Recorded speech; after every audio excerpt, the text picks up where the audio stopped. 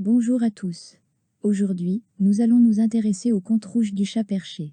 Ces contes ont été écrits par Marcel Aimé et ont été publiés en 1963.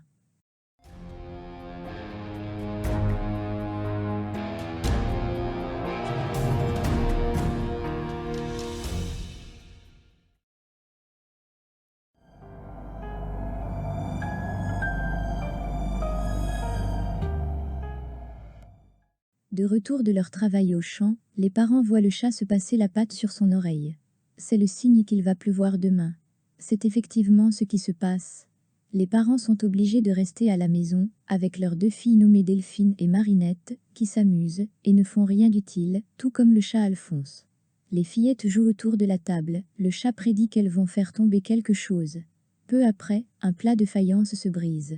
Les parents le remarquent et punissent les fillettes. Le lendemain, s'il ne pleut pas, elles devront rendre visite à tante Mélina, qui est une vieille et méchante femme. Delphine demande au chat de passer sa patte sur son oreille, pour que la pluie tombe demain et qu'elle et sa sœur n'aillent pas voir leur tante. Le chat le fait et assure aux enfants qu'il pleuvra demain. Le lendemain, il pleut effectivement. La visite de Delphine et de Marinette à la tante est repoussée au lendemain. Le chat repasse encore une fois, sa patte sur l'oreille et le lendemain est une nouvelle fois, un jour de pluie. À cause du rendez-vous repoussé, et du fait qu'ils ne peuvent pas travailler au champ, les parents s'emportent contre les fillettes, et contre le chat qui est battu. Furieux, le chat fait tomber la pluie durant 8 jours d'affilée. Les parents cousent un sac, et y mettent une pierre et le chat. Les parents doivent se rendre à la gare, ce qui fait qu'ils ne pourront noyer le chat qu'à midi. Ils interdisent aux fillettes d'ouvrir le sac sans quoi elles devront vivre 6 mois ou plus chez tante Mélina. Une fois les parents partis, les fillettes ouvrent le sac. Le chat veut rester dans le sac, car il ne veut pas que les fillettes soient obligées de vivre chez tante Mélina.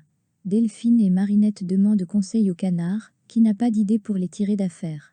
Les fillettes réunissent tous les animaux de la ferme et leur soumettent le problème. Le cochon propose de parler aux parents. Le chien soumet l'idée d'entrer dans le sac et de mordre les mollets des parents. Le bœuf conseille de mettre une bûche dans le sac à la place du chat. Un vieux cheval est prêt à entrer dans le sac et à mourir à la place du chat. Le coq éclate de rire en pensant que le cheval ne pourra pas rentrer dans le sac. À cause de cela, le coq est mis à la porte. Delphine va chercher une bûche. Le coq la voit faire et pense qu'elle cherche une bûche en forme de chat pour la mettre à la place d'Alphonse. Le chat a capturé une souris. Le canard dit à la souris qu'elle devra bouger le long de la bûche et qu'elle devra sortir du sac lorsque le chien aboiera. Les parents arrivent. Le chat leur parle, ce qui fait croire aux parents que le chat est dans le sac, alors qu'il est en réalité dans le coffre à bois. Le chat dit ce qu'il pense d'eux avec virulence. Les parents le rouent de coups de balai, le chat leur dit qu'il ne leur parlera plus.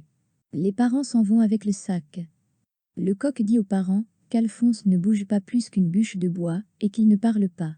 Cependant les parents pensent que le chat ne bouge plus, car ils l'ont roué de coups, et qu'il ne parle plus, car il a dit qu'il allait se taire dorénavant. Alphonse sera caché au grenier et recevra de la nourriture et du lait. Les fillettes lui rendront visite et le chat ira dans leur chambre une fois la nuit tombée. La souris revient et rejoint le grenier. Quand les parents sont de retour, ils entendent les fillettes chantonner. Elles disent que le chat a bien mérité ce qui lui est arrivé et que maintenant qu'il est mort, on ne peut plus rien faire. Face à cette manière de penser, les parents ont envie de les envoyer chez tante Mélina. Les parents pleurent et ont peu d'appétit. Les fillettes tentent de les réconforter. Le lendemain et les jours suivants, le soleil réapparaît. Les parents reprennent leur travail au champ. Alphonse se montre dans la cour. Le coq vient dire aux parents qu'il a vu Alphonse. Les parents le croient fou et le cuisinent. Au bout de 23 jours, le soleil est toujours présent et il n'y a pas de pluie. Les cultures en pâtissent. Un matin, les parents aperçoivent le chat dans la chambre des fillettes. Après avoir appris la vérité, les parents veulent envoyer les fillettes chez tante Mélina. Le chat menace de partir. Comme les parents ont besoin de la pluie, ils consentent à ne pas envoyer les fillettes chez la tante. Le lendemain, la pluie se remet à tomber. Tante Mélina se trouve un époux et va habiter loin de la famille.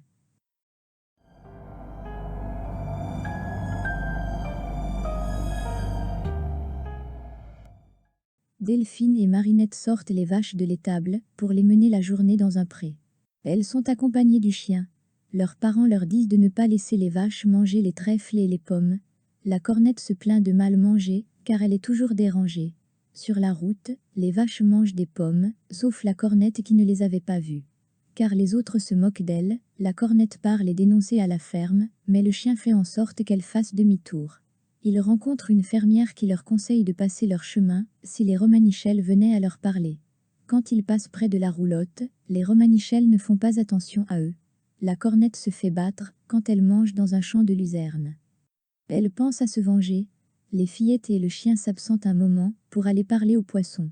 Quand ils reviennent au pré, la cornette a disparu.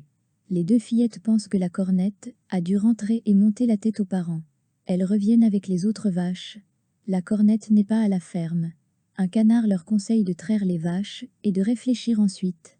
Quand les parents entrent à la ferme, il fait nuit noire. Lorsqu'ils interrogent les fillettes pour savoir s'il y a quelque chose de nouveau, elles répondent que non. Les parents interrogent les vaches qui disent n'avoir pas eu d'ennui. Le canard répond à la place de la cornette et se plaint seulement du chien qui s'est pendu à sa queue. Pour punir le chien, les parents vont lui donner des coups de sabot. Quand les parents veulent traire les vaches le lendemain matin, ils ne trouvent pas la cornette. Le canard explique que la cornette avait mal à la tête et que Marinette l'a conduite au pré. Marinette interroge la fermière, mais celle-ci n'a pas vu la cornette et sous-entend que les coupables sont les bohémiens. Marinette ne demande rien aux bohémiens. Elle interroge les poissons, qui lui disent n'avoir pas vu la cornette. Delphine et le troupeau rejoignent Marinette. La vache ne réapparaît pas. Les fillettes fouillent les bois avec le chien et laissent les vaches dans le pré. La cornette ne se trouve pas dans la forêt. Quand ils reviennent au pré, toutes les vaches ont disparu. La fermière ne les a pas vues partir et soupçonne les bohémiens, qui ne sont plus près de leur roulotte, de les avoir volées. Les fillettes et le chien rentrent à la ferme. Le canard prépare plusieurs animaux de la ferme au cas où les parents rentreraient après la tombée de la nuit. Le cochon veut partir dès l'aube à la recherche des vaches. Il a fréquenté un temps un chien policier et pense pouvoir mener l'enquête. Il demande à avoir une fausse barbe. La nuit est tombée lorsque les parents reviennent à la ferme. Les animaux font la conversation aux parents, comme s'ils étaient des vaches. L'animal qui remplace la cornette dit que le chien a été si sage qu'il lui a semblé qu'il a dormi du matin jusqu'au soir. Les parents pensent que le chien est fainéant et ils lui donnent une nouvelle fois des coups de sabot. À l'aube, le coq ne chante pas, ce qui ne réveille pas les parents. Delphine et Marinette sortent et rencontrent le cochon qui leur dit de l'attendre au pré et qu'il retrouvera le troupeau avant midi. Le cochon reçoit une barbe de maïs. Quand les parents se réveillent, ils se pensent malades à cause de leur lever tardif et ne vont pas au champ. Le cochon rejoint les fillettes. Il sait où sont les vaches. Elles ont été volées par des voleurs et les voleurs étant mal habillés, il ne peut s'agir que des bohémiens. Le cochon va interroger les romanichels. Le cochon demande plusieurs fois comment va tel ou tel membre de la famille, ainsi que le cheval. Quand il demande comment vont les vaches, un homme répond qu'elles vont bien. Quand le cochon demande qu'on lui restitue les vaches, il se fait rouer de coups. Le cochon se réfugie à la ferme voisine. À 2 heures, les fillettes n'ont pas de nouvelles des vaches et du cochon.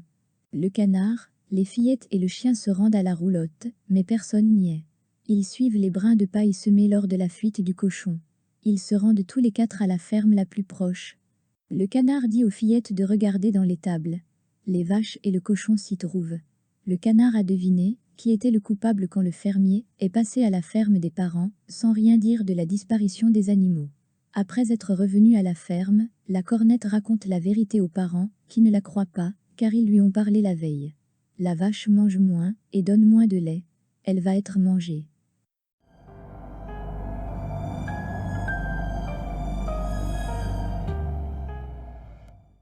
Delphine et Marinette sont sur le chemin de la ferme. Elles ont été faire des courses pour leurs parents. Elles croisent un chien qui leur fait peur. Le canidé fonce dans un arbre. Le chien leur dit qu'il est gentil, mais qu'il est aveugle. Le chien se met à raconter son histoire. Il s'est occupé de son maître aveugle. Il l'a guidé, l'a défendu et lui faisait la conversation. Son maître avait l'habitude de lui donner des coups de pied. Cependant avant-hier, il s'est mis à le caresser. Quand son maître lui a proposé de devenir aveugle à sa place, le chien a refusé. Hier, le maître l'a de nouveau caressé et le chien a accepté de prendre le mal de son maître. Après être devenu aveugle, le chien a été abandonné. Le chien demande aux fillettes leur fraise de veau, mais les fillettes refusent, car ce sont les commissions des parents. Le chien propose d'aller voir les parents qui pourront peut-être le garder, ou du moins lui offriront de quoi manger. Ils se dirigent tous les 3 vers la ferme. En cours de route, ils croisent un brigand qui vole les commissions rapportées par les enfants. Le chien fait peur au brigand qui laisse les fillettes tranquilles. Le chien fait de nombreux compliments aux fillettes. Le chien ne pense qu'à la fraise de veau. Les fillettes tentent de lui faire comprendre qu'il faut l'oublier. Quand ils arrivent à la ferme, les parents reprochent aux fillettes d'avoir pris ce chien. Le chien leur parle, il complimente les parents de leurs deux fillettes, qui ont été obéissantes en ne lui donnant pas la fraise de veau. Le père accepte de lui donner à manger et de le recueillir pour cette nuit. Après que le chien ait une nouvelle fois raconté son histoire, le père donne au chien le droit de rester à la ferme. Le père dit que s'il voit le maître, il le punira. Le chien pense que son maître doit déjà être puni. En effet, puisqu'il n'est plus aveugle, il devra travailler et ne vivra plus de la charité, ce qui lui sera difficile, car il est fainéant. Quand elles font des commissions, les fillettes emmènent le chien avec elles. Elles lui décrivent ce qu'il ne peut voir, et le chien les prévient de ce qu'il peut sentir. Ils s'amusent ensemble. Le chat est également très ami avec le chien et se promène parfois sur le dos du chien. Grâce au chien, le chat devient meilleur. Le chat sent que le chien n'est pas complètement heureux. En effet, il lui manque ses yeux. Le chat ne supporte pas quand les fillettes prennent le chien pour l'emmener en commission, car cela le prive un moment de son ami. Un jour, le chat leur dit sa pensée et les griffe. Le chien réprimande le chat et part avec les fillettes. Le chat devient triste, il pense que le chien ne l'aime plus et pense qu'il est un mauvais chat. Il va se cacher au grenier. Le chat n'en descend que le lendemain. Il propose au chien de prendre son mal. Le chien ne veut pas, mais il finit par céder aux arguments du chat. Le chien retrouve sa vue et le chat est heureux d'être bon. Le chien se met à travailler pour la famille et vit dans le bonheur. Maintenant trop occupé, le chien ne s'occupe plus autant du chat. Les fillettes délaissent le chat pour le chien. Le chat attrape une souris. Contre le fait de ne pas la tuer, le chat lui propose d'être aveugle à sa place. La souris préfère perdre la vue. Le chat confie la souris aux fillettes. Les fillettes et le chien pensent que le chat a été récompensé, car il a été bon. L'ancien maître s'approche de la ferme et voit son chien. Le maître regrette son ancienne vie, il était heureux et n'avait pas besoin de travailler. Il propose au chien de reprendre le mal qu'il lui a donné et de recommencer leur vie sur les routes. Le chien lui dit qu'il est plus aveugle et qu'il ne veut pas recommencer sa vie d'autrefois. L'homme va voir le chat et lui propose de devenir aveugle à sa place, puis de s'en aller ensemble sur les routes. Le chat lui dit qu'il n'est plus aveugle, mais que la souris l'est. L'homme va voir la souris. L'homme lui propose de devenir aveugle à la place, puis de faire les routes ensemble. Elle accepte. L'homme part avec la souris, mais la situation est inconfortable pour la souris et pour l'homme. En voyant cela, le chien rejoint son maître.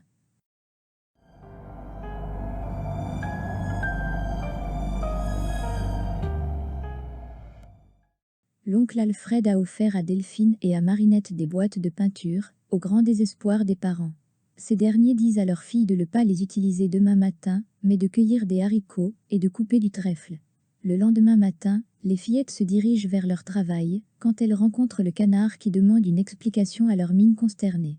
Après avoir appris la vérité, le canard, le chien et le cochon feront le travail à la place des fillettes qui iront peindre. Marinette fait le portrait de l'âne et Delphine d'une sauterelle. Le portrait de la sauterelle est raté, et l'âne ne se reconnaît pas. Ses oreilles sont trop longues, et il n'a que 2 pattes. L'âne s'éloigne froissé en disant qu'il n'a que 2 pattes. 2 bœufs blancs voudraient leur portrait, mais Delphine leur dit que ce n'est pas possible, car les dessiner sur du papier blanc ferait comme s'ils n'existaient pas. Les bœufs partent froissés en disant qu'ils n'existent pas. Le coq et le cheval se chamaillent, pour savoir qui est le plus important. Delphine fait le portrait du cheval et sa sœur du coq. Le cheval remarque que le coq a été dessiné plus grand que lui. Le cheval part froissé en disant qu'il est plus petit que le coq. Les parents reviennent à midi, ils ne voient pas de taches de peinture sur leur fille et les haricots et les trèfles ont été cueillis. Les parents sont fiers de leur fille. Ils les autorisent à peindre l'après-midi. Les parents ont besoin de l'âne pour aller au champ. L'âne ne peut pas les accompagner, car il n'a que 2 jambes. Quand les parents regardent l'âne, ils ne lui voient effectivement que 2 jambes. Les parents demandent aux bœufs de venir au champ. Ils disent qu'ils ne peuvent pas, car ils n'existent pas. Quand les parents les regardent, ils ne les voient pas. Les parents vont voir le cheval et lui proposent de venir au champ. L'équidé dit qu'il ne peut pas être attelé, car il est trop petit. Les parents voient le cheval qui est devenu plus petit que le coq. Quand les animaux sont interrogés par les parents, ils disent ne pas comprendre ce qu'il est arrivé. Quand les parents interrogent les fillettes, elles disent aussi ne pas comprendre ce qu'il s'est passé. Les parents vont chercher le vétérinaire. Les fillettes pensent que le vétérinaire peut deviner que la cause des bouleversements est la peinture des petites filles. Le canard dit qu'il faut faire sortir les bêtes et les peindre correctement cette fois-ci. Les animaux ne veulent pas reprendre d'eux-mêmes leur forme habituelle. Ils finissent par comprendre que leur vie était meilleure avant les changements. Les fillettes repeignent les animaux tels qu'ils sont, mais ceci ne provoque pas de transformation. Le vétérinaire est en route pour se rendre à la ferme. L'âne pleure des larmes d'amitié qui tombent sur son portrait. Peu après, l'âne a de nouveau 4 jambes. Les larmes du cheval et de l'un des bœufs tombent sur leur portrait, ce qui leur permet de reprendre leur allure précédente. Un des bœufs ne parvient pas à pleurer. Le chien fait exprès de faire tomber le vétérinaire pour gagner du temps. L'autre bœuf chante au bœuf, une chanson qui date de quand ils étaient jeunes. Le bœuf a une larme qui ne parvient pas à tomber sur le portrait. Delphine la prend avec son pinceau et la met sur le portrait. Le bœuf devient visible. Quand les parents et le vétérinaire arrivent, ils voient les animaux redevenus normaux. Le vétérinaire pense que les parents ont rêvé ou ont fait un trop bon repas. Il pardonne aux parents, car ils ont 2 jolies petites filles sages et obéissantes.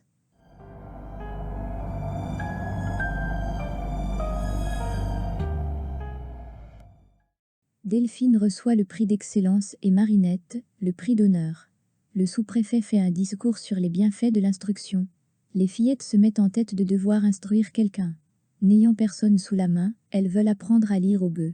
Le bœuf roux ne veut pas, car cela ne lui apportera rien de plus dans la vie. Le bœuf blanc accepte, car il a plus d'ambition, et car il veut faire plaisir aux fillettes. Les 2 sœurs décident d'instruire le bœuf blanc en cachette de leurs parents. Elles commencent par lui apprendre l'alphabet. Le bœuf blanc est heureux de recevoir une éducation. Le bœuf apprend à compter et à lire, et il parvient à retenir une poésie. En plus de son travail intellectuel, le bœuf blanc doit travailler au champ, ce qui lui apporte de la fatigue. Il oublie souvent de manger et de boire. Les fillettes voudraient qu'il se repose, mais le bœuf veut continuer de travailler son esprit. Quand les 2 sœurs lui parlent de vacances, le bœuf pense à ne plus faire les travaux des champs et à se concentrer sur son travail d'intellectuel. Le maître trouve le bœuf blanc étrange lorsqu'il l'aperçoit assis et en train de réciter du Victor Hugo. Le bœuf a tellement de pensées intellectuelles qu'il n'écoute plus les ordres de son maître et fait mal son travail. Un jour de labour, il s'arrête de marcher car il est trop préoccupé par un problème de mathématiques. Son maître le pense malade. Le bœuf blanc a une saute d'humeur car on ne le laisse pas étudier tranquillement. S'il continue à mal faire son travail, son maître pense à le vendre à la boucherie. S'ensuivent les protestations de Delphine et de Marinette. Les fillettes vont prévenir le bœuf que s'il tire encore la charrue de travers, il sera vendu au boucher. Il faut que le bœuf oublie l'instruction qu'on lui a donnée. Le bœuf refuse d'oublier. Il préfère mourir plutôt que de renoncer à s'instruire. Quand le bœuf roux lui décrit une scène qu'il a vue chez le boucher, le bœuf blanc change d'avis. Les fillettes reconnaissent leur erreur. Elles auraient dû plutôt apprendre à jouer au bœuf. Le bœuf blanc s'abstient de lire, mais il devient si malheureux qu'il perd du poids. Les fillettes lui redonnent quelques livres, puis il en demande d'autres. Les 2 sœurs apprennent des jeux au bœuf roux. Cela met encore plus de distance entre les 2 bœufs, car l'un devient frivole, tandis que l'autre est studieux. Les bœufs commencent à se quereller. Le bœuf roux veut que le bœuf blanc joue avec lui, mais le bœuf blanc fait exprès de perdre pour finir le jeu au plus vite. Le maître, au lieu d'avoir un seul bœuf qui travaille mal, en a maintenant 2. Il pense à les vendre, mais il ne peut pas vendre le blanc, car il est devenu trop maigre, et il ne peut se contenter d'un seul bœuf. Fâché par les singeries de l'un et les expériences de l'autre, le maître les envoie à l'étable tous les 2. Le bœuf blanc riposte et explique au maître qu'il est un bœuf instruit. Le maître accepte de le laisser à ses études et de ne plus le faire travailler. Le bœuf blanc engraisse, et le maître décide de les vendre tous les 2 au boucher. Un propriétaire de cirque aperçoit les bœufs et les achète tous les 2.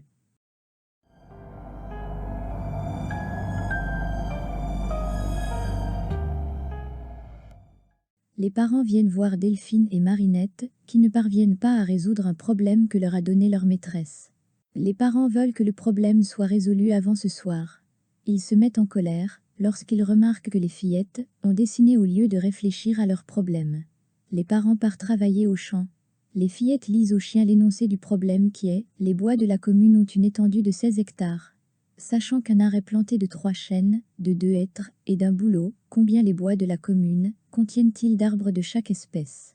Les petites ne savent pas si c'est l'are ou l'hectare qui est le plus grand. Le chien n'a pas la solution du problème. Quand il en parle aux autres animaux de la ferme qu'il a réunis, Aucun n'a une idée. Une poule blanche vient en retard, car elle devait pondre un œuf.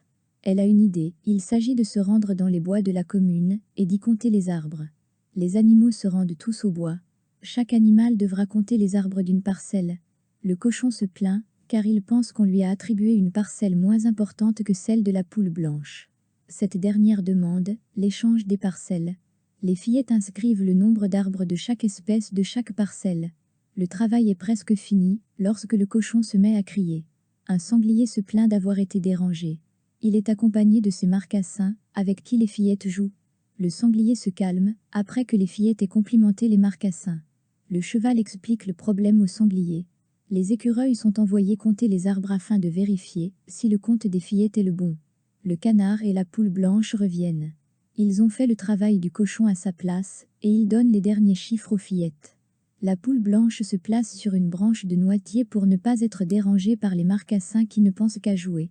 Il y a en tout 3918 chênes, 1214 êtres et 1302 bouleaux. Quand les écureuils ont fini leur travail, ils apportent le même nombre. Delphine, Marinette et les animaux doivent rentrer à la maison avant les parents. Quand le sanglier dit qu'il aimerait être à l'école, lorsque la maîtresse complimentera les 2 filles pour leur travail, les fillettes l'invitent à venir à l'école le lendemain. Le chien et le cheval se joindront à lui. Lorsque les parents rentrent à la ferme, ils apprennent que les fillettes ont terminé le problème. Ils voudraient que le résultat soit juste. Le lendemain, se rendent à l'école, les fillettes, le sanglier, la poule, le cheval, le cochon et le chien. La maîtresse laisse les animaux entrer dans la classe. Elle parle d'une cage dans laquelle Louis XI enfermait ses ennemis. Elle dit que ce temps est révolu. La poule dit qu'elle connaît d'autres poules, qui sont enfermées dans des cages. La maîtresse pense qu'elle-même enferme ses poules dans des cages. Une querelle se déroule entre le cochon et le sanglier. Le cochon se pense beau car il a entendu les parents dire qu'il devenait de plus en plus beau. Le sanglier pense que le cochon est laid. Quand le cochon dit au sanglier qu'il le trouve laid à cause de ses dents, le sanglier le poursuit dans la classe. À eux deux, ils mettent 100 dessus dessous la pièce. La maîtresse donne au cochon et au sanglier 2 zéros de conduite. La maîtresse corrige l'exercice. Il y a en tout 4800 chênes, 3200 êtres et 1600 bouleaux. Les fillettes ont faux, et elles auront une mauvaise note. La poule dit que les fillettes ont raison, puisqu'elles-mêmes, et les autres animaux ont compté les arbres la veille. La maîtresse tente de leur expliquer que le bois de l'exercice était fictif. Les animaux deviennent de mauvaise humeur. L'inspecteur passe. La poule lui lit l'énoncé du problème. L'inspecteur pense que la poule a raison. Les fillettes auront de bonnes notes, les animaux des bons points et la poule blanche, la croix d'honneur. Quand les parents voient les notes, ils deviennent fiers de leur fille et leur offrent des plumiers neufs.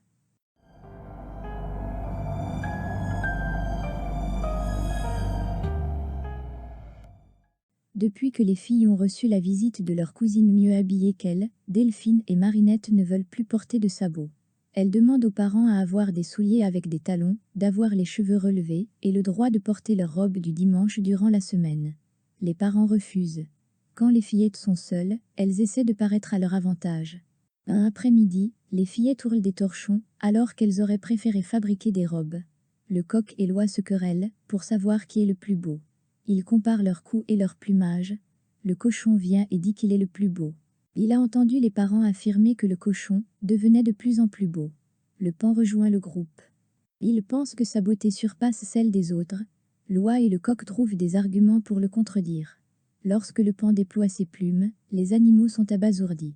Même s'il est beau, le paon dit qu'il n'en a pas toujours été ainsi. Plus jeune, il était laid. Il a dû supporter les restrictions sévères de sa mère pour être beau plus tard. Même aujourd'hui, sa beauté est due à beaucoup de travail. Tous les animaux de la ferme et les fillettes sont en cercle autour de lui pour l'entendre parler. La paon dit que le matin, il ne mange qu'un pépin de pomme rainette et ne boit qu'une gorgée d'eau claire. Le lendemain, les animaux demandent aux parents le même régime alimentaire que le paon, c'est-à-dire un pépin de pomme rainette et une gorgée d'eau claire, car ils veulent eux aussi devenir beaux. Les parents refusent de céder aux animaux. Les fillettes n'ont mangé au petit déjeuner que 2 pépins de pomme rainette. Car elles ont faim, quasiment toutes les bêtes reprennent leur régime alimentaire normal dès le lendemain. La volaille tient un peu plus longtemps, mais finit par céder. 15 jours plus tard, seul le cochon continue le régime. Il a beaucoup maigri. Il s'attend à avoir une huppe et une traîne, tout comme le paon. Le cochon suit un régime alimentaire et se dépense plus qu'à l'ordinaire. Après avoir entendu les fillettes parler de poids, Loi les dissuade de vouloir maigrir, et leur fait comprendre que la beauté ne remplit pas la vie. Pris de pitié, le chat répond au cochon, qu'il lui semble voir un début de huppée de traîne. Le chat le persuade qu'il faut maintenant manger, pour aider ses nouveaux attributs à grandir. Le cochon se remet à manger comme il en avait l'habitude. Même si des animaux le contredisent, le cochon est persuadé d'avoir une houppe et une traîne. Les autres animaux le pensent fou. Un jour, le cochon fait une sortie. Les éclairs lui font penser qu'il a une huppe. Quand il rentre à la ferme, les petites pointent du doigt un arc-en-ciel. Le cochon pense qu'il s'agit de sa traîne. Les parents disent au cochon de rentrer dans sa soue, mais le cochon dit qu'il ne peut pas à cause de la longueur de sa traîne. Les fillettes lui conseillent de fermer ses plumes. Lorsqu'il le fait, l'arc-en-ciel disparaît du ciel. Les contes rouges contiennent 7 histoires qui sont la patte du chat, les vaches, le chien, les boîtes de peinture, les bœufs, le problème et le pan. Ces contes ont été publiés lors des années 1930 et 1940, ce qui correspond approximativement au temps du récit. Une des preuves est que les parents se déplacent en attelage, tandis que le vétérinaire se déplace en automobile. Le lieu de l'action est la campagne. Très peu de lieux sont cités. Les fillettes sont à la ferme durant la grande majorité du temps. Elles sont quelquefois à l'école. Elles mènent les vaches au pâturage et sont sur la route qui mène à la ferme quand elles ramènent les courses. L'environnement géographique des fillettes est restreint. Ceci peut être dû au fait qu'elles soient jeunes, mais ceci peut aussi être dû au fait que les parents n'ont que le cheval, comme moyen de transport, ce qui amoindrit considérablement les distances parcourables. La description de la cousine qui n'habite pourtant pas loin, mais seulement le chef-lieu nous montre qu'il y a tout un monde entre la ville habitée par la cousine et la ferme. Les contes nous montrent un temps campagnard qui a pratiquement disparu. Nous avons des enfants qui mènent au pâturage des vaches, des enfants qui font des commissions seuls, de la volaille qui se promène librement dans la ferme, des parents qui travaillent au champ toute la journée, une paire de bœufs qui tire la charrue, un cheval qui tire la charrette, un vétérinaire qui se déplace dans les fermes, un chien qui monte la garde, un cochon gavé, des sabots aux pieds, des robes portées que le dimanche, le tressage des paniers par les bohémiens, et une météorologie qui a de grandes répercussions. L'école a elle aussi changé. Les contes nous font part des prix décernés par l'école, de la visite du sous-préfet à l'école, des bons points, des héros de conduite, des jeudis après-midi de libre et des problèmes disparus tels que la baignoire qui se vide et le calcul du nombre d'arbres. La première chose extraordinaire dans ces histoires est que les animaux parlent. Les humains sont capables de les comprendre et les animaux les comprennent. Cela n'étonne personne. Grâce aux nombreuses interactions entre les humains et les animaux, la ferme ressemble davantage à un village qu'à une ferme perdue dans la campagne. Le fait que les animaux parlent ne change rien à leur sort. Ils doivent travailler, rapporter quelque chose et mourir pour leur chair. Il y a également d'autres événements merveilleux. Nous avons un chat qui fait tomber la pluie en se passant la patte sur son oreille, une transmission de non-voyance, des animaux qui deviennent comme les petites filles les ont peints, un bœuf qui devient savant et un cochon qui se transforme en paon. Le premier conte La patte de chat permet de nous présenter les personnages. Nous avons 4 humains, qui sont les 2 parents, et leurs 2 filles, Delphine et Marinette. Les parents sont toujours 2. Quand l'un est là, l'autre aussi. Quand l'un part, l'autre aussi. Ils font la plupart du temps les mêmes actions et sont toujours d'accord. Les fillettes sont elles aussi symétriques, elles sont tout le temps ensemble à la ferme et sont dans la même classe. Si l'une fait une bêtise, l'autre la fait aussi. On pourrait comprendre qu'elles sont jumelles, mais ce n'est pas le cas. En effet, quand Marinette a 7 ans, l'oncle Alfred offre aux fillettes des boîtes de peinture. Les différences sont que Delphine est un peu plus mature que sa sœur, et que Marinette est plus blonde que sa sœur. Dans La patte du chat, des animaux de la ferme nous sont présentés. Au cours des contes, il se peut que certains animaux soient remplacés par d'autres. Certains autres peuvent apparaître. Nous avons le canard qui sera toujours de bons conseils, le chat intelligent, mais déjà instable, le chien loyal, le cochon qui est de bonne volonté, mais qui est naïf, le bœuf ingénieux, le cheval altruiste, la souris victime, et le coq faiseur d'histoire. Dès le premier conte, nous avons les éléments qui reviendront dans les autres nouvelles, c'est-à-dire des parents punitifs, une solidarité entre les filles et les animaux, des filles et des animaux touchés par le sort des animaux, des bêtises faites durant l'absence des parents, un début qui commence par des bonnes intentions, qui déraille par la suite et une opacité entre les parents et les animaux, et aussi entre les parents et les fillettes. Les parents sont les seuls antagonistes de l'histoire, ce sont eux qui donnent les punitions aux fillettes, ce sont eux qui frappent les animaux, et ce sont eux qui décident du sort des bêtes et même de leur mort. Les animaux ne comprennent pas toujours les sous-entendus des parents. Alors que les filles, les animaux sont leurs amis, les parents ne voient que leur rendement. Quand les animaux ne leur font plus utile, ils les changent telles des pièces défectueuses dans un appareil. Toutefois, il leur arrive aussi d'avoir de la peine comme lors de la mort du chat ou de l'histoire du chien. Les animaux sont scandalisés par les menaces de punition ou les restrictions des petites, alors qu'elles ne sont pas si graves et ne touchent pas les animaux directement. Ceci démontre encore une fois que les enfants et les animaux sont placés au même niveau. En plus d'avoir de l'empathie, les animaux aident les fillettes à ne pas se faire punir. Ainsi, ils trouvent un moyen pour que les parents pensent que le chat se trouve encore dans le sac. Ils découvrent un moyen pour cacher la disparition des vaches. Le chien aveugle parvient à calmer la colère des parents en disant que les petites ne lui ont pas donné la fraise de veau. Les animaux réussissent à cacher les dégâts qu'ont fait les peintures sur les animaux avant l'arrivée du vétérinaire. Les bœufs cachent que ce sont les filles qui ont donné de l'instruction aux bœufs blancs, et les animaux aident les fillettes à résoudre leurs problèmes de mathématiques. Les premières intentions des fillettes ou des animaux paraissent bonnes, mais la situation vire toujours à la catastrophe. Le chat faisait pleuvoir pour éviter que les fillettes rendent visite à leur tante, mais le chat a bien failli mourir noyé. En recherchant une vache perdue, les fillettes perdent tout le troupeau et un cochon. Le chat a voulu aider le chien en devenant aveugle, mais au final, le chat perd son ami le chien. Les fillettes ont voulu faire le portrait des animaux, mais les défauts des peintures se sont transmis aux animaux. En instruisant un bœuf, les fillettes manquent de mener 2 bœufs chez le boucher. En confiant leurs problèmes aux animaux, les fillettes obtiennent la mauvaise réponse et créent un souk dans l'école. En confiant son secret minceur, le pan amaigrit les animaux de la ferme. Les parents sont bien souvent les dindons de la farce. Ils ne découvrent pas la vérité au sujet des disparitions des vaches, des boîtes de peinture, de l'instruction du bœuf, de la résolution du problème et de la diète des animaux qui ne veulent manger qu'un pépin de pomme rainette. Le comble se situe dans le conte le problème. En plus d'avoir été dupés, les parents offrent des présents à leurs filles. La fin de les boîtes de peinture est, elle aussi étonnante lorsque le vétérinaire dit que les fillettes sont sages et obéissantes alors qu'elles viennent de provoquer plusieurs catastrophes. Le seul conte dans lequel les parents découvrent la vérité est la patte du chat. En effet, en découvrant le chat dans la chambre de leur fille, ils se rendent compte que le chat n'est pas mort. Les fillettes ne seront pas punies, car le chat était nécessaire aux parents afin d'avoir de la pluie indispensable à la récolte. Le soir, comme ils rentraient des champs, les parents trouvent le chat sur la margelle du puits, où il était occupé à faire sa toilette. « Allons, dirent-ils, voilà le chat qui passe sa patte par-dessus son oreille. Il va encore pleuvoir demain. » En effet, le lendemain, la pluie tomba toute la journée.